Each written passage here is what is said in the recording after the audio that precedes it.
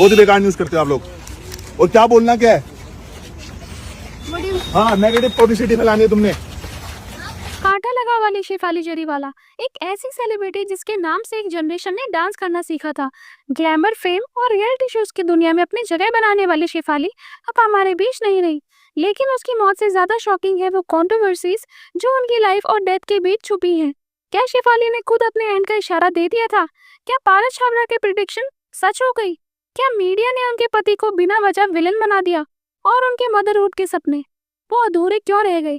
आज हम बात करेंगे शेफाली जरीवाला की कंप्लीट कहानी पर, एक इमोशनल और कंट्रोवर्शियल जर्नी पे जो आपको रुला देगी और सोचने पे मजबूर कर देगी। 27 जून रात के वक्त शेफाली अनकॉन्शियस मिलती है अपने बेडरूम में।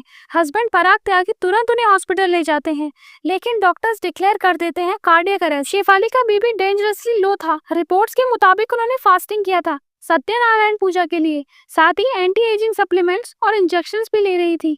ये कॉम्बिनेशन डेडली साबित हुआ। सबसे हैरानी की बात है, पारस छाबड़ा का एक पुराना पॉडकास्ट वायरल हो रहा है जिसमें उन्होंने शेफाली के लिए बोला था she might face sudden accidents और health issue in coming months. लोग शॉक में आ जाते हैं। क्या ये एक कोइंसिडेंस था या कोई अनसीन इंट्यूशन?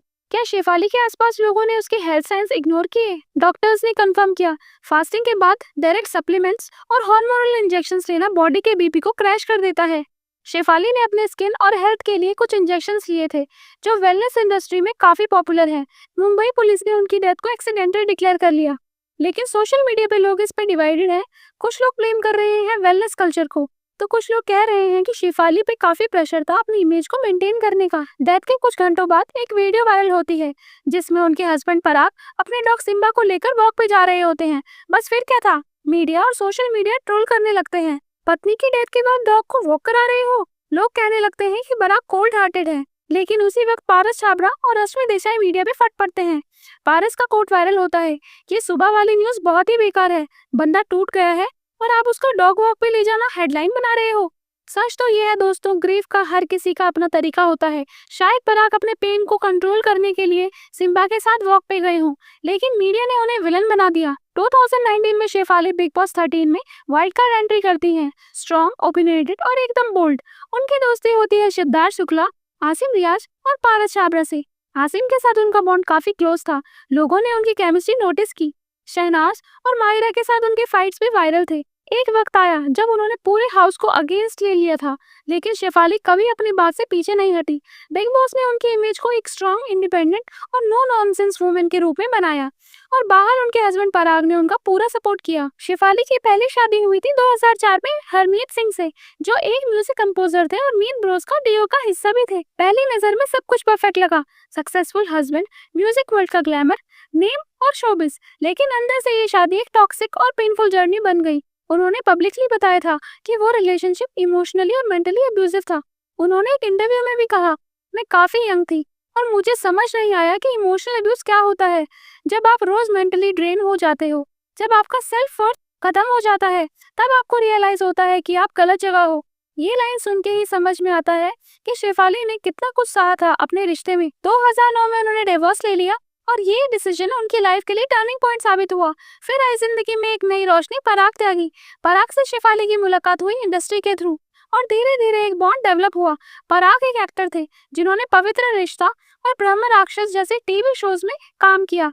पराग की पर्सनैलिटी एकदम सॉलिड थी, ग्राउंडेड, केयरिंग और प्रोटेक्टिव। शेफाली ने कभी अपने इंटरव्यूज में कन्फेस किया था कि पराग उनको बिगेस्ट इमोशनल सपोर्ट बने। 2014 में दोनों ने शादी कर ली। एक सिंपल पर डीपली इमोशनल सेरेमनी थी। नच बली के स्टेज पर जब दोनों ने परफॉर्म किया तो उनका केमिस्ट्री देखकर फैंस ने कहा, ये सिर्फ डांस पार्टनर नहीं, सोलमेट्स हैं। पराग ने हमेशा शेफाली को अपलिफ्ट किया, सपोर्ट किया। जब शेफाली बिग बॉस 13 में गई तब पराग ने उनके लिए बाहर से सपोर्ट का एक माउंटेन खड़ा कर दिया, और जब घर के अंदर आसिफ रियाज के साथ शेफाली का बॉन्डिंग थोड़ा ज्यादा ही दिखा तब बाहर लोगों ने ट्रोल किया, स्पेकुलेशन भी है, लेकिन पराग ने एक बार भी इनसिक्योर या नेगेटिव रिस्पॉन्स नहीं दिया। उल्टा उन्होंने ओपनली कहा, मैं शेफाली पर पूरा ट्रस्ट करता हूँ, वो स्ट्रॉन्ग और क्लियर माइंडेड वुमेन है। इतना कॉन्फिडेंस और रिस्पेक्ट हर हस्बैंड में नहीं होता, और इसीलिए पराग और शेफाली का बॉन्ड सबसे अलग था। पारस और शेफाली का कनेक्शन भी काफी डीप रहा। पारस ने बिग बॉस हाउस में शेफाली के साथ काफी क्लोज मोमेंट शेयर किए, लेकिन दोनों के बीच इमोशनल अंडरस्टैंडिंग थी, ना कि कोई फ्लर्टेशन। शो के बाद पारस ने भी शेफाली के लिए हमेशा रिस्पेक्टफुल स्टेटमेंट दिए। शेफाली चरीवाला की जिंदगी में एक ख्वाब था, एक ऐसा ख्वाब जो उन्होंने हमेशा अपने दिल के सबसे नजदीक रखा था, माँ बनने का, एक बच्चे को गोद लेने का। शायद उन्होंने बायोलॉजिकल मदर उठकर रास्ते पर नहीं चलना चाहा, लेकिन एक माँ बनने की चाहत उनके इंटरव्यूज में हमेशा झलकी। एक बार शेफाली ने ओपनली कहा था मीडिया के सामने, मैं और पराग अडॉप्शन पर सीरियसली सोच रहे हैं। मुझे लगता है हर बच्चा एक परिवार डिजर्व करता है, और अगर मैं किसी बच्चे की जिंदगी में फर्क ला सकती हूँ तो उससे बड़ा कुछ नहीं। जब शेफाली चरीवाला को अंतिम विदाई दी जा रही थी तो माहौल बिल्कुल हैवी था। इंडस्ट्री के कुछ क्लोज लोग आए, फ्रेंड्स और फैंस ने सोशल मीडिया पे इमोशनल पोस्ट लिखे, बट जहाँ एक तरफ लोग उनकी यादों को रिस्पेक्ट दे रहे थे, वहीं दूसरी तरफ कुछ लोग सिर्फ ट्रोलिंग और नेगेटिविटी फैला रहे थे, स्पेशली रश्मि देसाई के लिए।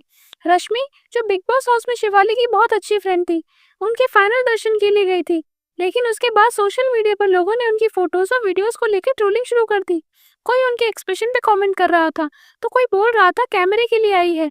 इतना सब देखकर रश्मि ने भी फाइनली ब्रेक कर दिया और उन्होंने एक हार्टफेल्ट पोस्ट लिखी, मैं शेफाली को गुड बाय कहने गई थी, as a friend, as a human. मुझे ये बिल्कुल समझ नहीं आता कि लोग किसी की ग्रीफ में भी नेगेटिविटी कैसे ढूंढ सकते हैं। शेफाली की सोल भी शायद डिस्टर्ब होगी ये सब देख के। ये पोस्ट उन्होंने दिल से लिखी, उन्होंने किसी को जस्टिफाई नहीं किया, बस एक इंसानियत की बात रखी। लेकिन सबसे इमोशनल मोमेंट तब आया जब पराग त्यागी शेफाली के हस्बैंड मीडिया के सामने आए। उनका चेहरा थका हुआ था, आंखों में नींद नहीं, सिर्फ एक आखिरी बार शेफाली की तस्वीर उनकी आंखों में थी। उन्होंने किसी से सिंपैथी नहीं मांगी, बस एक सिंपल दिल को छूने वाली बात बोली, प्लीज कोई ड्रामा क्रिएट मत करना, बस प्रे करना मेरी परी के लिए कि वो जहाँ भी हो खुश रहे। उनका कहना था कि बस शेफाली के लिए साइलेंट दुआ करो, इज्जत के साथ याद करो, ना सिंपैथी चाहिए ना वायरल फुटेज, सिर्फ सच्चा प्यार और रिस्पेक्ट। शेफाली ने अपनी जिंदगी किसी हेडलाइन के लिए नहीं, अपने तरीके से जी, और वही सिंप्लिसिटी उनकी पहचान थी। अब वो नहीं है, पर उनका नाम, उनकी बात और उनकी डिग्निटी क्वाइटली याद रहेगी।